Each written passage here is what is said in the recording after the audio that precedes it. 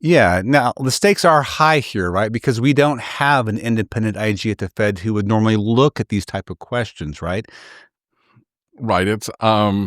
One of the things that we emphasized in the previous brief is that the Fed has just extraordinary independence compared to any other U.S. government institution, and really compared to practically any other central bank around the world.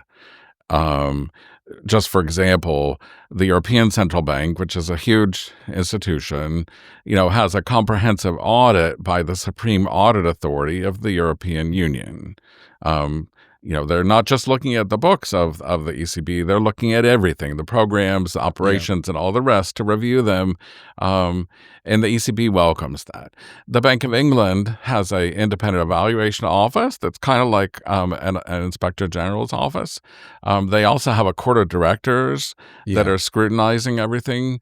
And the House of Lords actually has an independent committee. In fact, Christina has testified to them sometimes. Don Cohen has testified to them.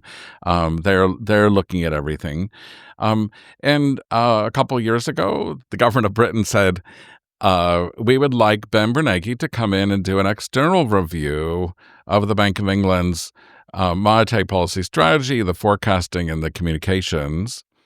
And the Bank of England's governor and their other officials said we would welcome that. We have tremendous respect for Ben Bernanke. He's not only a former Fed chair, but he's also a Nobel Prize laureate. Yep. Um, and he came in with a small team of people to look at those things. They wrote a public report.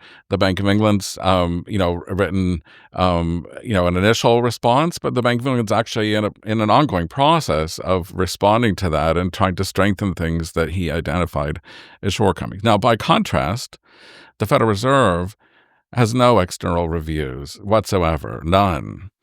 They do have a financial firm come in and do an annual audit of their books, but even that audit is very narrow.